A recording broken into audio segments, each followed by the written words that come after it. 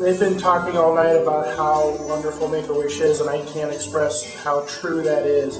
Things kind of started to not go so well in our family, and that's when we found out Allie actually had Fanconi's anemia, where your DNA, the spell checker for your DNA doesn't work, so it puts you at risk for cancer for the rest of your life, as well as bone marrow failure. So Allie sooner or later is going to need a bone marrow transplant.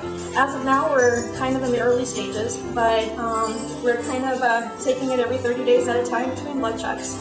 Allie's been looking so well that we decided to ask her what she wanted to do for Make-A-Wish, and then all of a sudden she's like, I want to meet the princesses.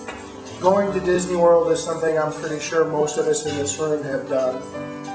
The true special nature of a wish is not what the actual wish is, but in the way that Make-A-Wish presents it.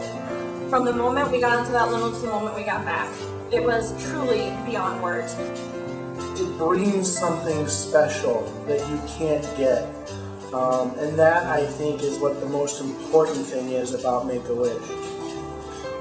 There's no words to explain our thanks. Thanks to you guys for making things like this happen. Thank you to Make-A-Wish, to Frontier. You made a very special week for our little daughter. One thing I did want to have Allie go ahead and tell you, because I think no one else can put it in better words, is really what her favorite part of Make-A-Wish is. My favorite